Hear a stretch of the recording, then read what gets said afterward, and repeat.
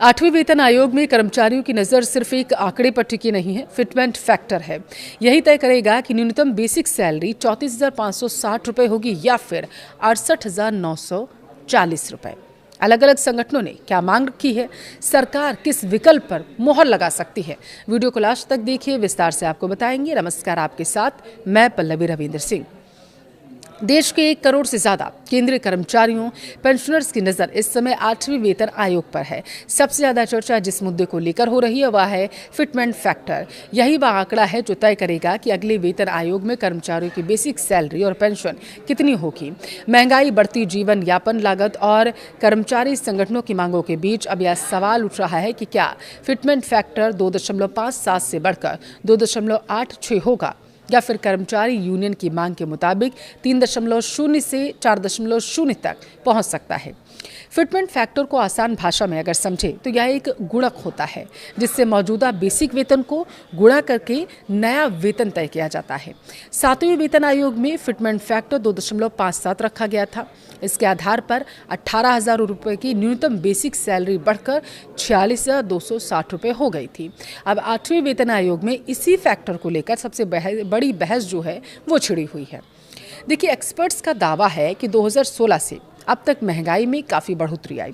पिछले लगभग 10 सालों में उपभोक्ता मूल्य सूचकांक यानी कि CPI के आधार पर महंगाई तकरीबन 55% से ज़्यादा बढ़ चुकी है। वैसे भी कर्मचारियों का दावा है कि 2.57 फिटमेंट फैक्टर अब पर्याप्त नहीं रह गया और इसी वजह से कई कर्मचारी संगठनों ने 3.0 से लेकर 4.0 तक फिटमेंट फैक्टर की मांग कर डाली है। विभिन्न कर्मचारी संगठनों की मांग पर अगर नजर डालें तो BPMS ने 4.0 फिटमेंट फैक्टर की मांग की, जिससे न्यूनतम बेसिक सैलरी बढ़कर जो बताया जा रहा है 72,000 हो जाएगी। वहीं NCGCM स्टॉक साइट और AIDEF ने 3.833 फिटमेंट फैक्टर का प्रस्ताव दिया, जिससे न्यूनतम वेतन लगभग 69,000 रुपये हो सकता है। महाराष्ट्र ओल्ड पेंशन संगठन ने 3.8 फैक्टर की मांग की, जबकि FNPO और AITUC ने कम से कम 3.0 फिटमेंट फैक्टर लागू करने की वकालत की है। हालांकि फाइनेंशियल एक्सपर्ट्स का नजरिया थोड़ा इससे अलग है। उनका मानना है कि सरकार को कर्मचारियों की जरूरतों और सरकारी खजाने पर पड़ने वाले बोझ के बीच संतुलन बनाना बेहद जरूरी है। कई विश्लेषकों का मानना है कि 8वें वेतन आयोग में फिटमेंट फैक्टर 2.28 से 2.86 के बीच रह सकता है।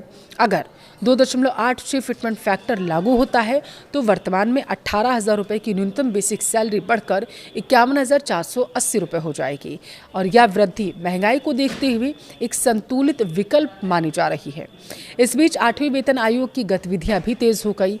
आयोग ने ज्ञापन जमा करने की अंतिम जो तारीख है वो 15 जून कर दी है और इसके अलावा जुलाई 2026 में भी भुवनेश्वर और कोलकाता में विभिन्न कर्मचारी संगठनों के साथ बैठकें आयोजित की जाएंगी, जहां वेतन, पेंशन, फिटमेंट फैक्टर से जुड़े कई मुद्दों पर विस्तार से चर्चा होगी।